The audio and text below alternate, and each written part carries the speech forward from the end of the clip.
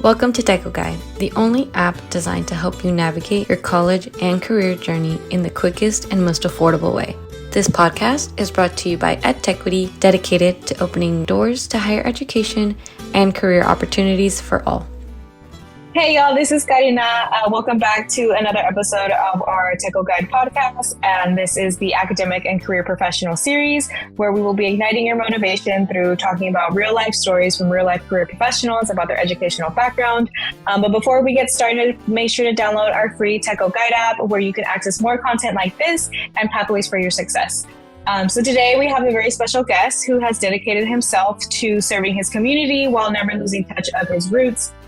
A local entrepreneur, an advocate for student empowerment, a true boss man, and the regional manager of logistics at Tesla, as well as a local UPS owner here in Sacramento, Sia Wilson-Gay Jr. Hey, Sia, how's it going? Hi, how are you doing? I'm good, thanks. Yeah, glad to be here, share my experience. It's really cool. I'm glad to have you. So a little bit about how Sia and I know each other a while ago. Sia actually had gifted me a scholarship for school while I was in high school. And so that's a little bit about us or how we met, but we'll get into his story in a little bit. So let's take it back, Sia. So where are you from? Where'd you grow up? Where'd you go to high school? What was it like growing up and all that jazz? So I was born and raised in Monrovia, Liberia. That's on the west coast of Africa. Then I moved to the United States in 98. I basically spent my entire childhood in Sacramento since I came to the U.S. So I never really had the opportunity to, live anywhere else or really experience anything else until I eventually, moved on from college to career field and then had the opportunity to work in Arizona for a year and a half. So I've lived in Arizona.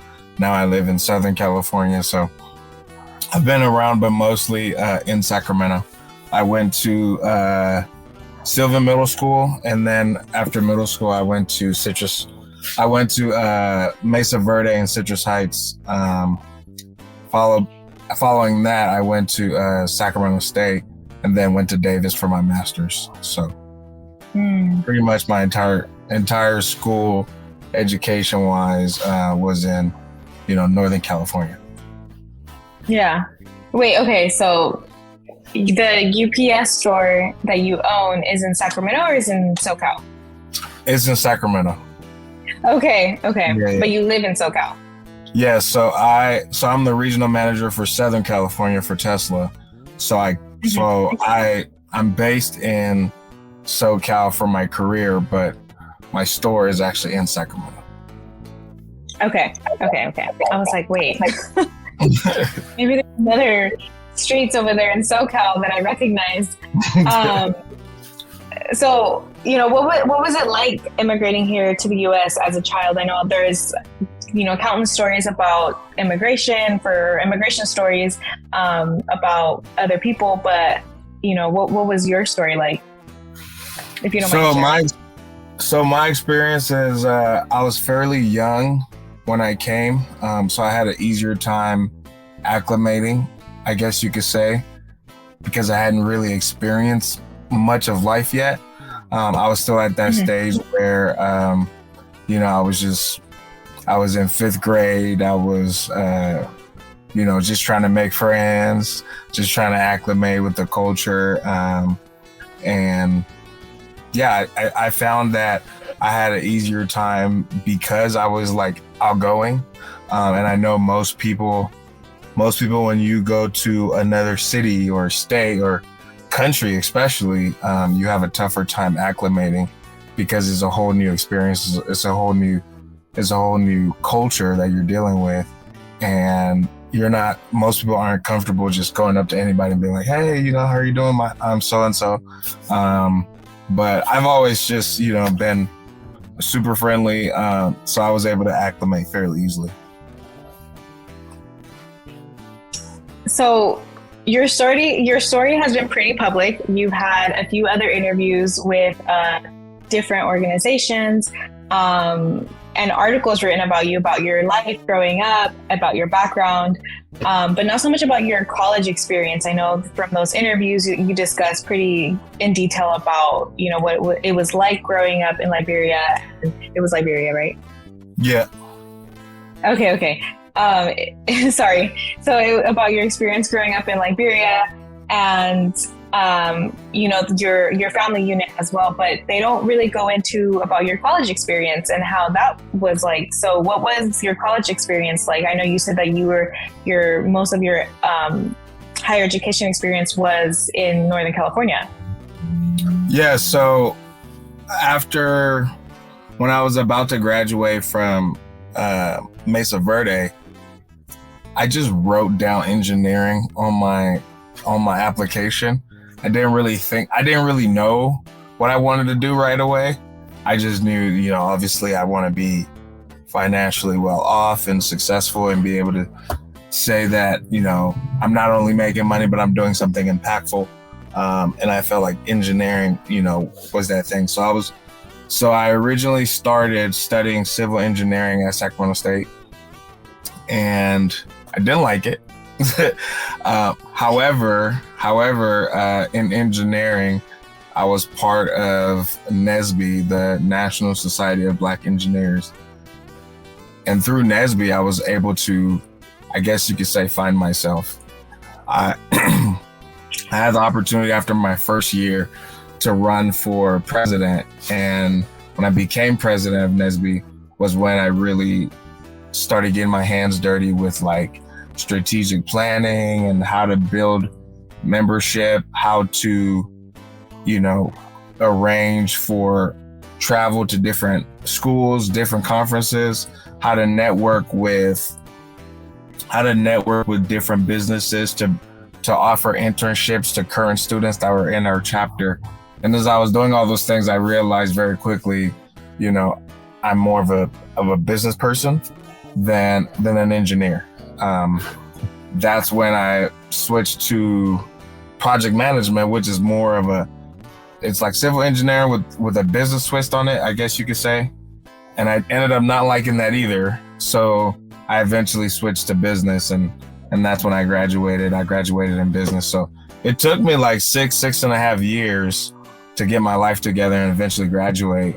But, you know, if I could do it all again, I wouldn't change a thing, because it taught me a lot about myself, and just going through that experience and knowing that like you don't always have to have life figured out right away, but like know yourself well enough to know that, you know, what you're interested in and what you want to do with the rest of your life, because you have your whole life to work. Like, you know, you have maybe 4 to 6, 7 years in college, and after that you're going to spend the next 30, 40 years working. So make sure those 4 to 6 years are very impactful, because they're going to shape what you do for the rest of your life and whether or not you love what you're doing.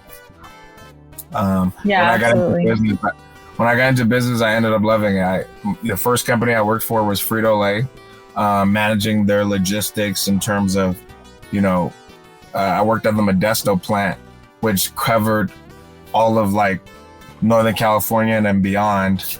And it was cool to see, you know, when I walk into like a Safeway in Sacramento, I can look on the bag and know exactly where that bag of shit was produced. It was really cool to get into that and be making good money doing it. So that's kind of where my career has taken me ever since. Yeah. And it's interesting that you said that you first put down engineering or a civil engineer, and then you realized like halfway through it that you're like, oh, maybe this is not for me.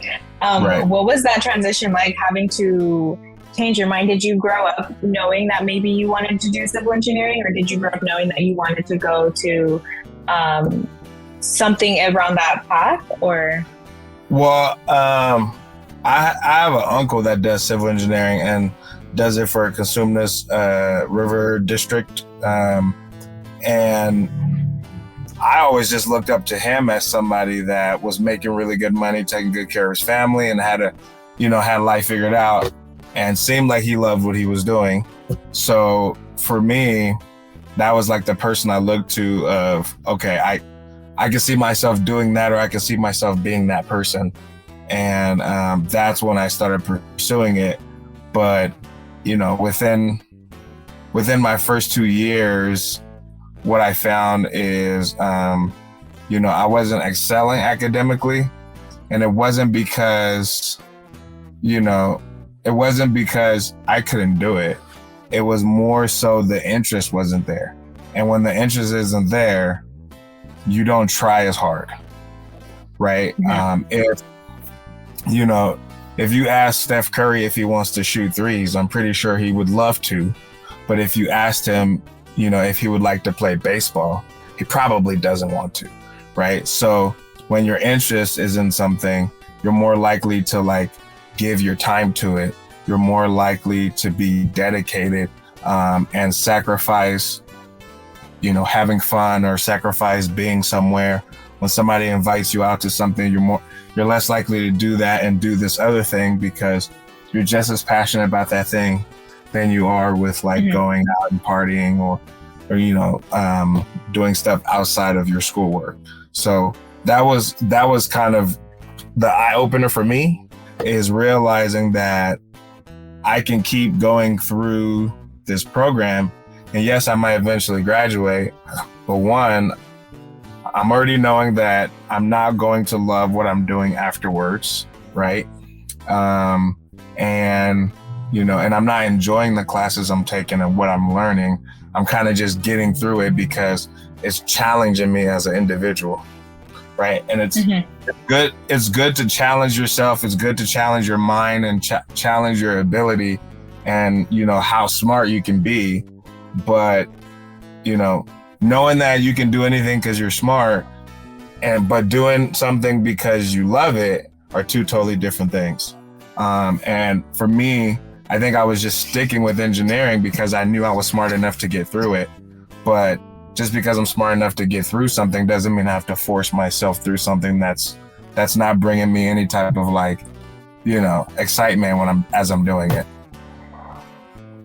Yeah, and I feel like for a lot of people who go into it thinking, I'm going to do this, that they feel stuck, being like, well, this is what I came into the school to do, and now I don't want to do it anymore because it's not my interest anymore, and I think that a lot of students sometimes feel bad or feel some type of guilt trying to switch their career paths, especially if it's something that either one, they grew up wanting to do, or two, it's that family pressure of them saying, no, you have to be a doctor, you have to be an engineer, you have to do this or do that. Exactly. So, thank you for sharing that too, because I think that's important for our listeners to understand that if it's not something that drives you, then there needs to be a change. Absolutely. And there's nothing wrong with changing. There's, people change all the time. You graduate in something and you think that's going to be the thing that you do with your career, then your career takes a completely different direction that you end up being interested in. So you keep pursuing that.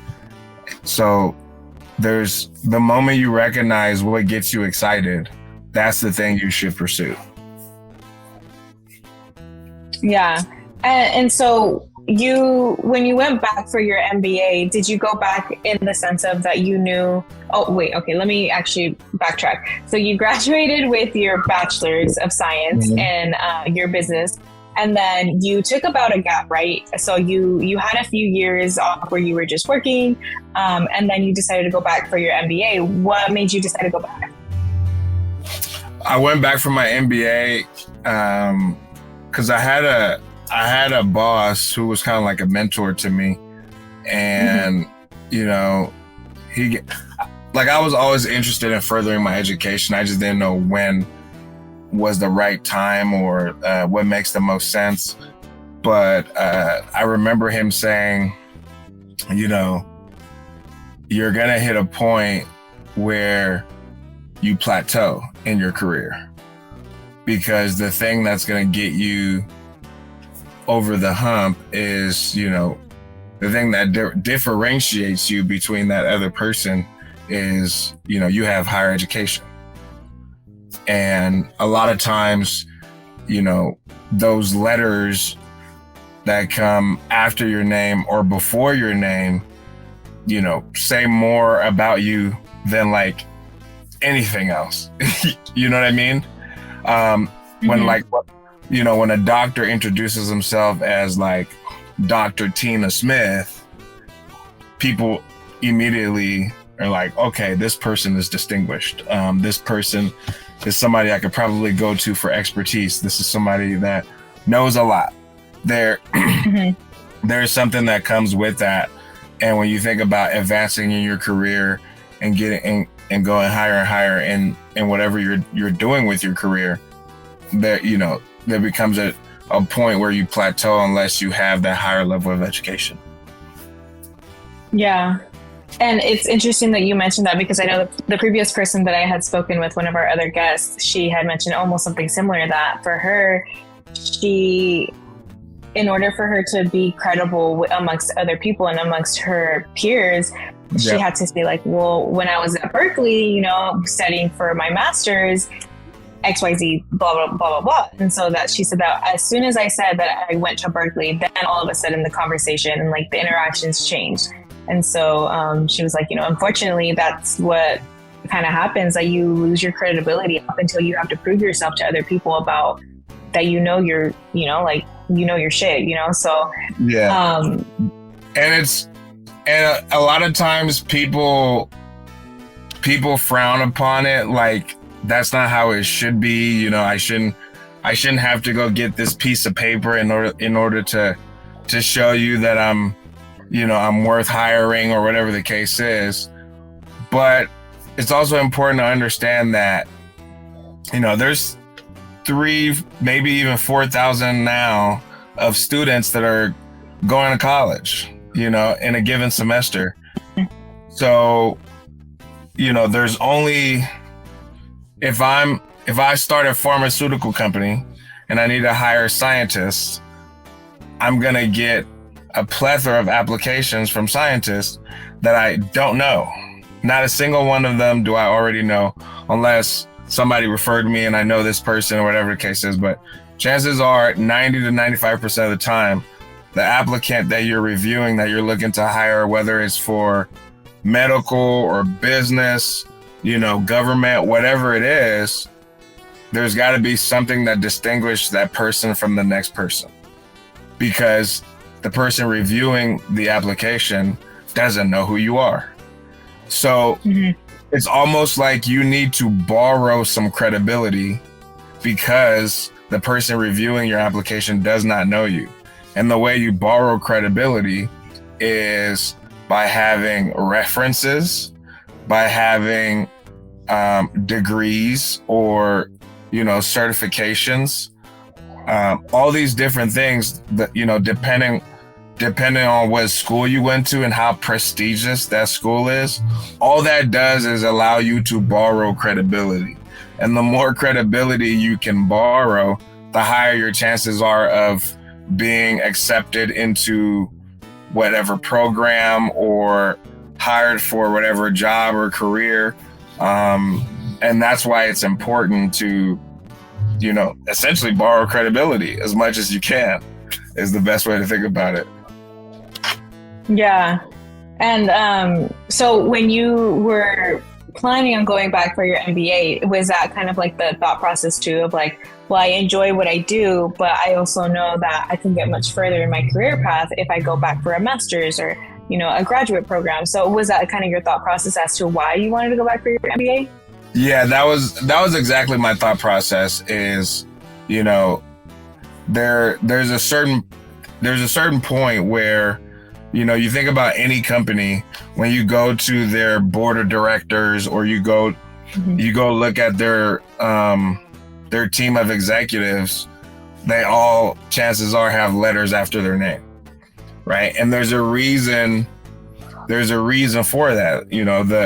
The company wants to appear credible, right? The way you appear credible is by having people on your team that appear credible. If if you found out that your doctor doesn't have a doctorate degree, you're not going to be too happy about that. But if you find out that they do, and you found out that they graduated from Harvard with a 4.0, it puts you more at ease. They can totally recommend the wrong medication to you.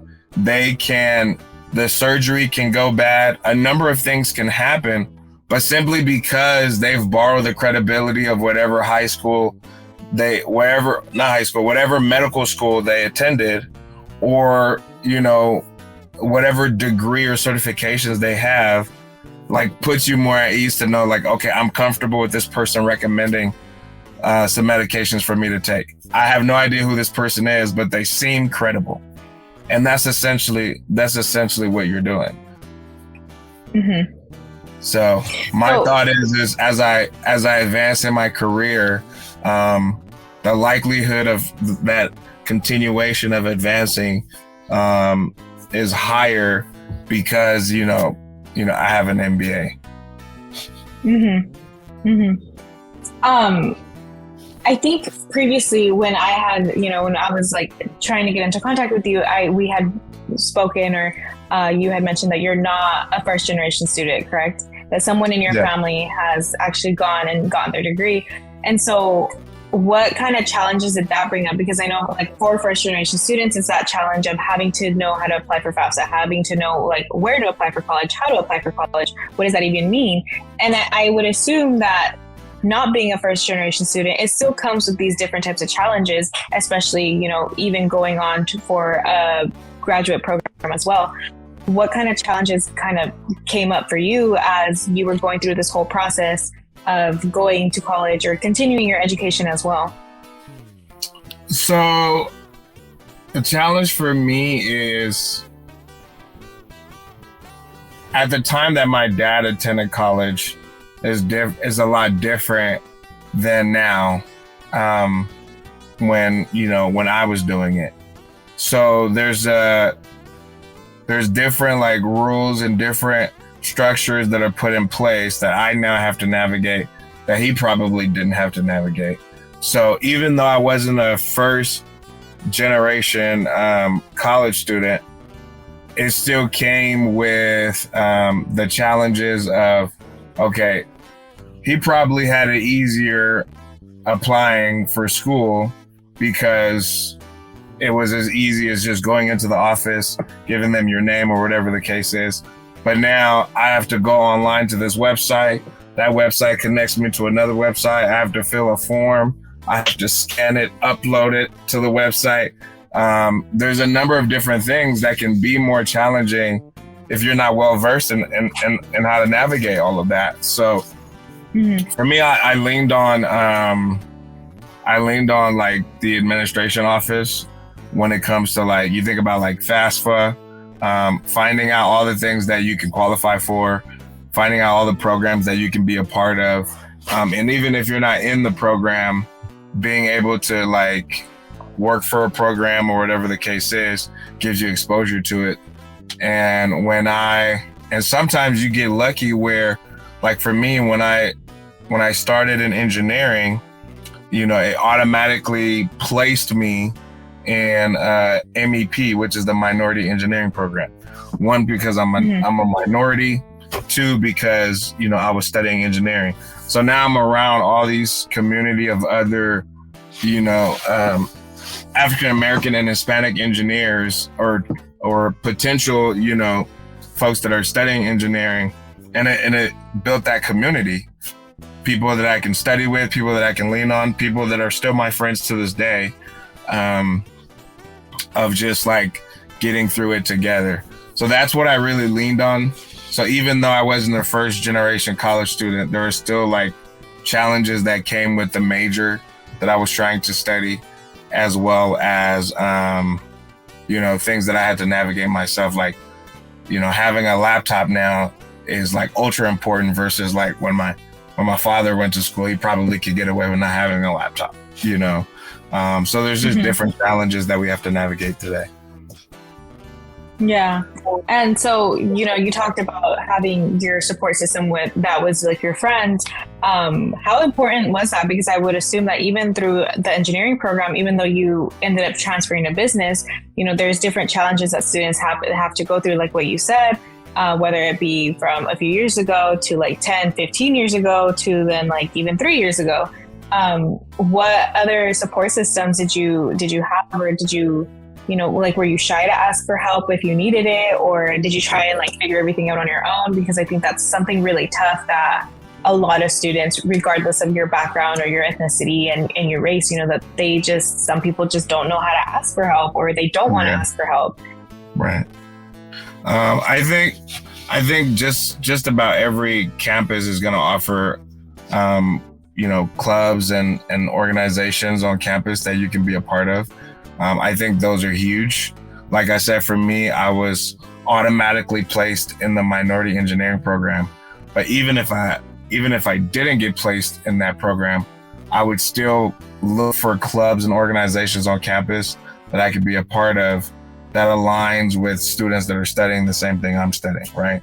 So when I switched to business, there was like the business club, where it's all students that are studying business. They've all taken the same classes. They can share notes. They can talk about what professors to take for what classes. And all of those like innuendos are like more important than we realize, because a lot of times, excelling in a class could depend on having a friend that took that class last semester. And they can tell you, about the test, how to study for it, and what to expect, what to anticipate, so that you're not walking into the situation blind. You have resources like websites that will rate professors and tell you which ones are the best for an English course or a chemistry course. And just like little things like that I leaned on with clubs on campus, the minority engineering program, and just like whatever tools online that I could find. There's also like study sessions that clubs will host depending on your major. So everybody that's taking the same class are coming together and studying together, and it just kind of creates that community. Yeah. Is that your dog? I'm so sorry if you can hear the dog. Yeah. I'm so sorry. I'm like looking at her. That's really important about like the clubs and finding your community on campus, because I think regardless, like even before, if you're a first gen student, a 14th generation student, it's having to find that community, because I think college is a very lonely path for a lot of people. So making sure that you're set up good with your friends, your clubs and stuff, finding that community that works for you. Absolutely. So, you're extremely involved in the community and giving back and supporting other students through nonprofits that you've sat on boards with, and just through making sure that, the community members are supported. What's it like being able to give back to your community? Is that something that was always in your mindset that you were trying to accomplish while you were throughout your career path? Yeah, I think, give me 1 second. No, yeah, you're good. Sorry, I'm in the car on the road. I don't know if you know, but there's this major storm that's hitting. Oh, the storm. Yeah, so I'm trying to get back to Sacramento, so I cannot be in the storm. I cannot be at home when the storm hits, because I don't know how bad it's gonna be, but they're making it sound really bad. And I got like a number of emails about potential power outages and things like that. So I just want to make sure that I just want to make sure that I'm good and I'm not in the part where the storm's gonna hit. So no, yeah, if you want to, because this is also gonna get edited, but if you want, we can just pick up when you're safe. so you can No, drive no, safely? you're fine. The car's You gonna sure? do all the car's gonna do all the driving. I just gotta get to the freeway where it's like a hour-long stretch before I need to like do anything. So Okay. Well, if at any point you need to, log off or anything, we can just pick up some other day, or we can just end early. So let me know so you can get back here safely. all right, cool. So I just set up the car to drive. Oh my gosh. Is it like crazy out there? Is it like really rainy? Yeah, it's raining. It's not like super crazy. Like you can drive through it. Obviously, you just have to drive safe and carefully. So. Yeah. What was your question? Sorry, I don't know where we left off. I don't even remember. I think it was that you're like involved in the community and giving back. And so what? Oh yes. What's that like? So for me, I think it's important to give back, not just because people need it, but also because you're gonna like inspire other people to carry on, right? If you're someone in business, if you are a lawyer, there's somebody out there that's looking to you for help and support and kind of blaze the trail. So for me, it's always about not necessarily just like giving out money or whatever the case is. For me, it's really about like hearing people's stories. Like when I did the scholarship program, I was more invested in hearing your story than like the money I was going to give you, The money I was going to give you was only really enough to just pay for a couple of college applications. But it's just the simple fact of like knowing that like you're planning on going to college and doing big things in your life, that's the impactful part. And just getting to be a small part of that in anyone's life is huge. So knowing I can inspire somebody and I can kind of give them that nudge that they need to go as far as life can take them. Yeah. And so I know that you sit on a board for a nonprofit that helps with fostered youth and fostered students, correct? So did you want to talk a little bit more about that, like that experience and how you kind of got on to be on the board? So the nonprofit is Project Optimism, and essentially it's a program that's in different schools that functions as an after-school program or even during school, an avenue where students can connect with each other, build community, but also be able to help each other academically and essentially like get through the school together. It goes back to what I talked about having like clubs and organizations on college campuses. This functions similar at the middle school and high school level. Okay. Yeah. So we're gearing towards the end, but I do have a few more questions. Uh-huh. How did you become an owner of a UPS store? Like, how does that come about? So after oh my gosh. Am I not? I'm so sorry. Do you need to get in? No, she's good. She's good. Okay. So I finished in business entrepreneurship at Sac State, and I guess you can say from that I wanted to do something with it. Like I wanted to ultimately study business and get my MBA, but in my undergrad I made my concentration entrepreneurship just because I felt like I was going to need it someday, or I wanted to do something with it someday.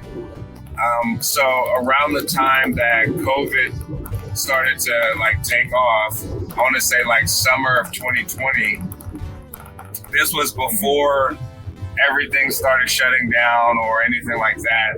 I started looking into, okay, well, I have some money saved up.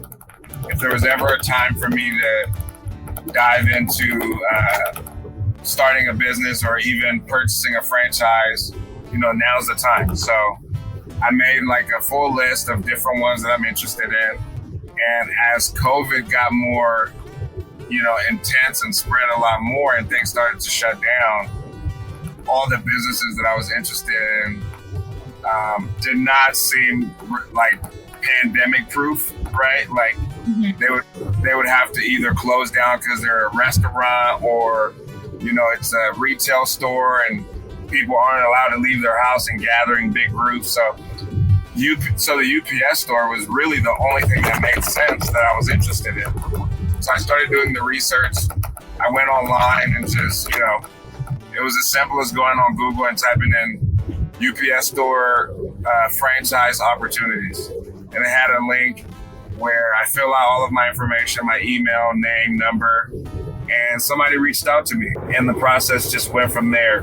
Letting them know who I am. They want to know what business background I have. Obviously, I graduated in business entrepreneurship, and then I went and got my MBA.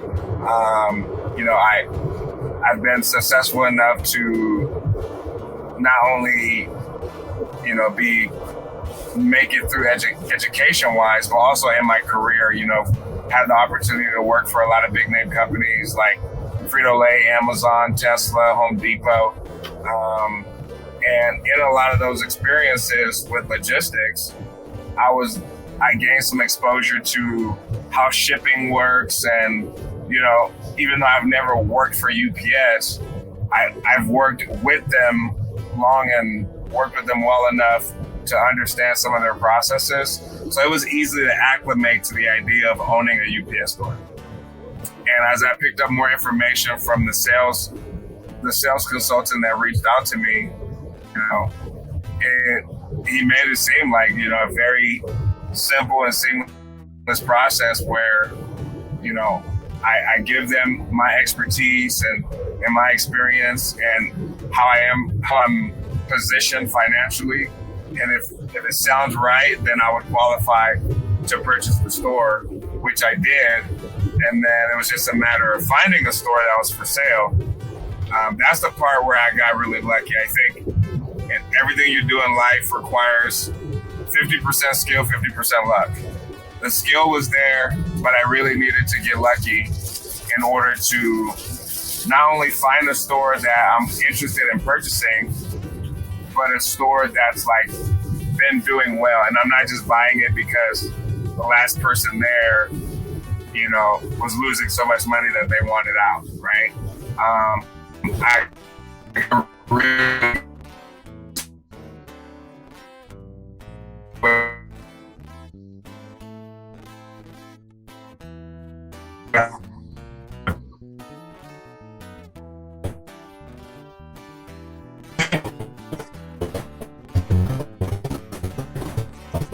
Can you hear me? I can hear you now. You can hear me now? I got you. I can hear you now. Okay, cool. Yes. I'm going through like the hills or whatever, so it's a spotty connection. So, but essentially what I was saying is the 50% luck part came in with the store that they told me was for sale was in a really good location. It had been there for 15 years. And the previous owner was making decent money. He was just retiring, and that's why he was selling the store. And he had reached a point where he was ready to get out. 15 years in, he was done with it. So for me, that gave me confidence to know I'm purchasing a store that's been there for 15 years and been doing well. And even in the pandemic, they never closed, and their business actually picked up because when when people can't go nowhere, they have no choice but to ship whatever they need to send. And, you know, that COVID year was the best year that the stores had. And then when I took over, the store did even better the year I took over. And then the year after that, which was last year, did even better than the first year. So wow. It's only been on the up and up, which I'm excited about. It means I made a good business decision, and you know, I would encourage anybody to get into it. Yeah. And so that logistic piece of it, of what you used for your degrees, you also took that with you to Tesla. And I think it's so interesting that people are actually able to like buy stores or buy franchises, because I didn't know that was a thing until maybe like a few years ago.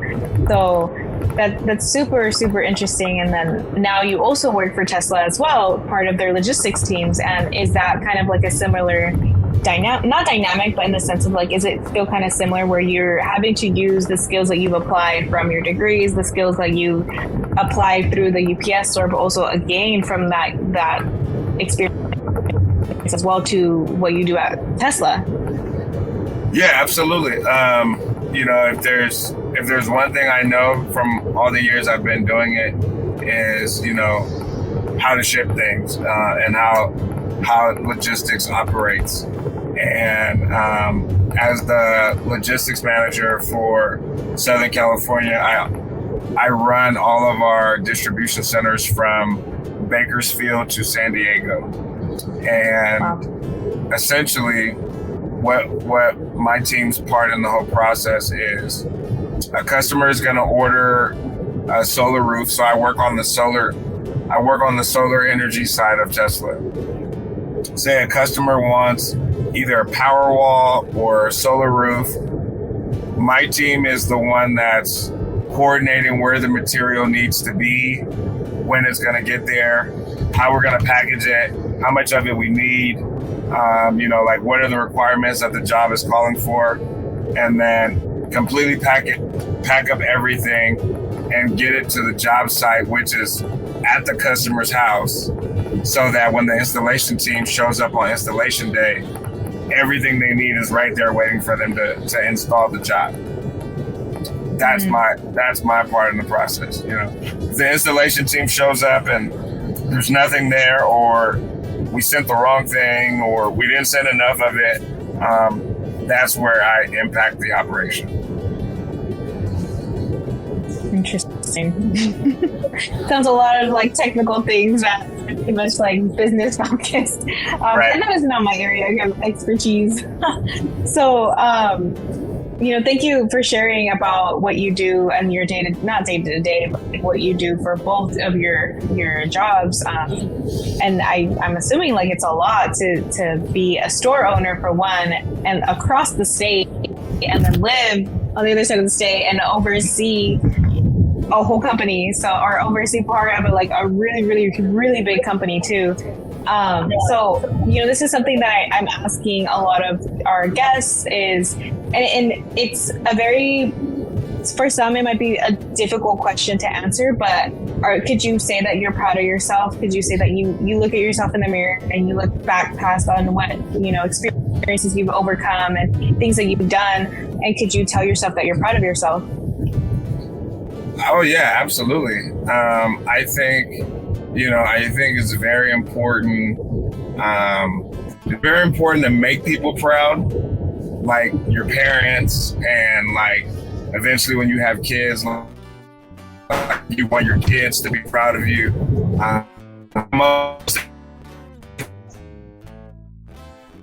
Oh no! You could be.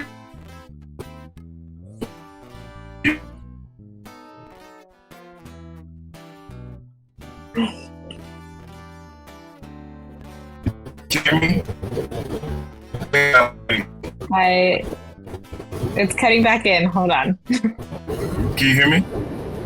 I can hear you now.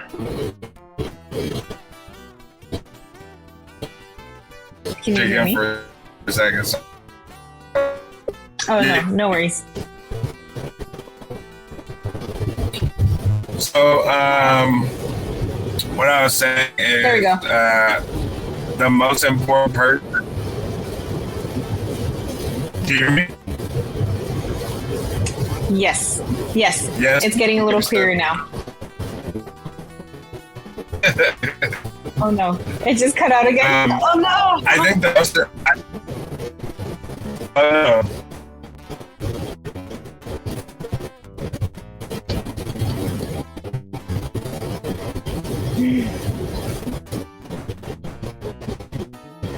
It's coming back.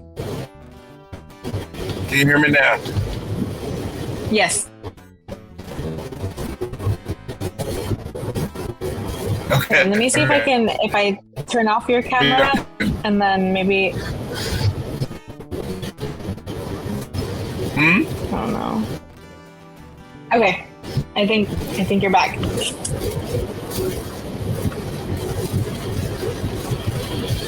Can you hear me now? Yes, I can. Okay. Let me. Do you want me to leave my camera off? My camera. Or? Yeah, we can. And then I just turned off mine. That's fine. Okay.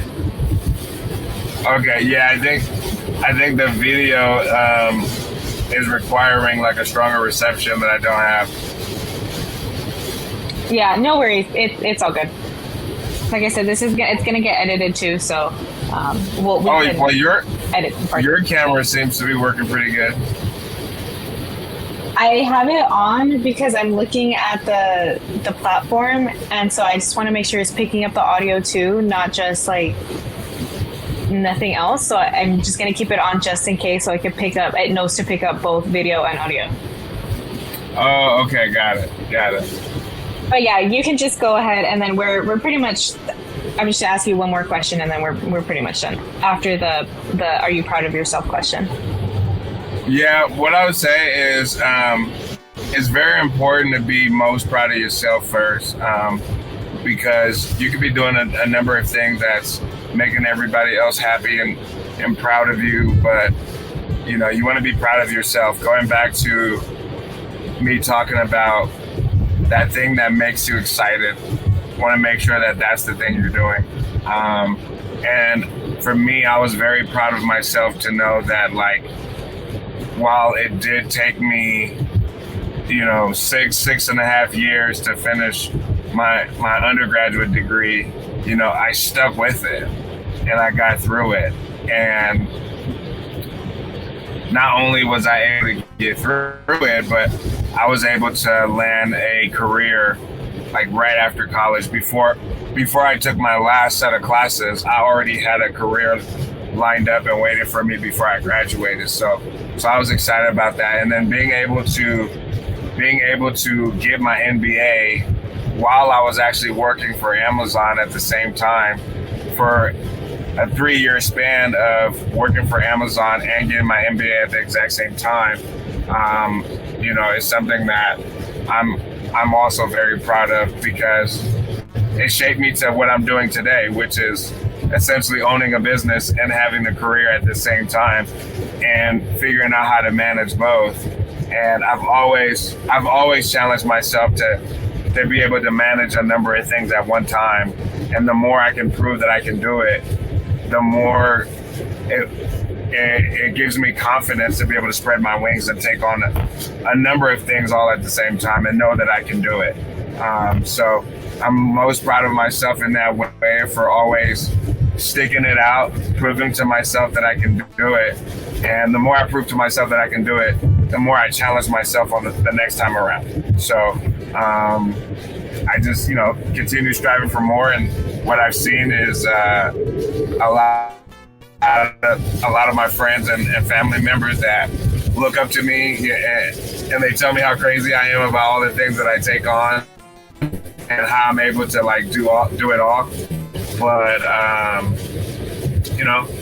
for me, it's just that example of, you can do anything you put your mind to. Like people say it all the time, and it's cliche, but it's really true. Like if you're determined and focused enough on anything and you're interested in it, you're gonna make it happen. Yeah, absolutely.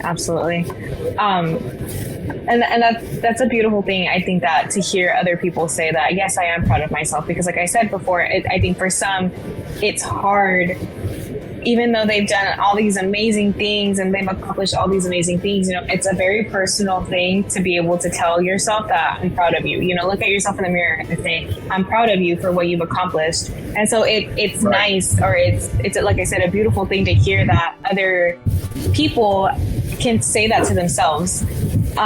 So, you know, lastly, is there anything that you would want our listeners out there to know? Other, you know, I know you just mentioned if you put your mind to it, you can do it. So is there anything else that you want others to know, our listeners, users of the app as well, to know about yourself, your story, or any motivational that you could provide, motivational advice that you could provide? Yeah, I think, you know, all in all, the one thing I've learned about myself through all of this is I've always just been figuring it out, and I've never already had it figured out. And I think a lot of times in whatever you're doing, you start to doubt yourself, or you start looking down on yourself for not already having it figured out. Or if you have a plan and the plan starts to go left, you start questioning the plan, or questioning yourself, or questioning your ability. And one thing that I try never to do is question my ability. Right? When there's a challenge in front of me, the thing that I always lean on is, if anybody can do it, like I can do it. Like if I can do it, then it can't be done. It's kind of like the model that I live by. Like, if I can't do it, then it's physically impossible. But if it's not physically impossible, I'm going to do it, and I'm going to get it done. And I really lean in on that. And it's one thing that's always helped me push through every single challenge. Is I guess it's kind of cocky in a way, and some people would call it cocky, but I like to think of it as just believing in yourself, right?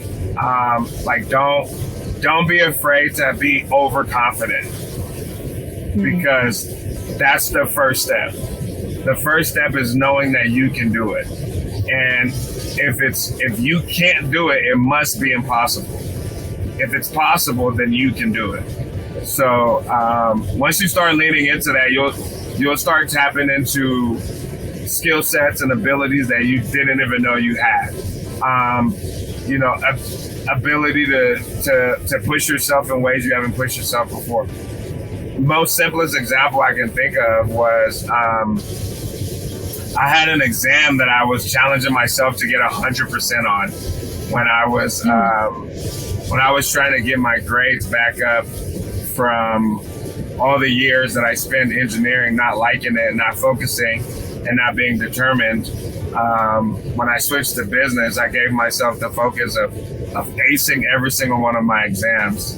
And what I found was I would spend, 5 to 6, 7 hours in the library just studying for like 6 hours straight, and I wouldn't get tired, and I wouldn't think much of it, because I kind of set this thing on myself of I can do this, and this is what it's going to take. And if what I'm trying to accomplish is possible, the way that I'm going to make it possible. So when I started leaning into that and realizing that, man, I can dedicate 6 hours a day to study, or I can give up a weekend to, do that extra project for extra credit, or be better prepared for this exam that's coming up. And I started acing my exams. Things just got easier from there. And the more I challenge myself and push myself in that way, it's like you set a new bar every time. The bar should be going higher. Like if this semester I got a 3.5, then that's the new bar. You should never ever get anything lower than that. Try to get a 3.7. Once you get the 3.7, now let me try to get a 4.0, right? And as I gradually just push myself more and more, I've been able to learn so much more about myself and what I'm capable of that I never thought possible. So that would be my advice: is be overconfident, and know that, like, push yourself in a way that you strongly believe that if you can do it, then it can be done, and just kind of walk with that attitude and that mindset.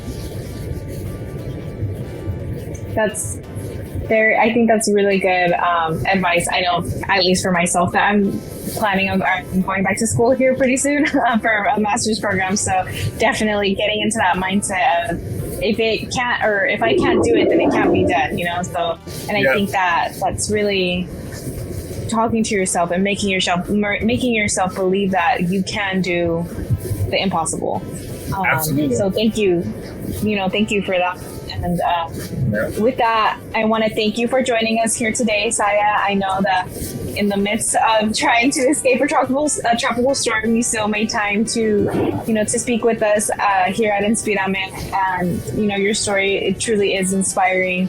And for our listeners out there, this is something that we like to do here at Inspírame. It's to give you real life stories from career professionals to discuss about, or to learn about, their background and their educational and career journey. So again, thank you so much, Sia, and I hope that you can escape the rain as quickly as possible and you can make it back to Sacramento. Yeah, have a really safe drive. Doing my best to get through it. I appreciate it, and I appreciate the time, and I look forward to seeing the final product. Yes, absolutely. Well, drive safe, get here safely, and I hope you can get here quick enough to escape all the crazy wind and the rain. All right, I'll talk to you later. Bye. Thank you for tuning into Techo Guide, the app focused on bringing you tools and content to help you make better decisions about school, life, and career. We hope this episode has inspired you to pursue and excel in your own educational and career journey. Don't forget to subscribe, follow, and share.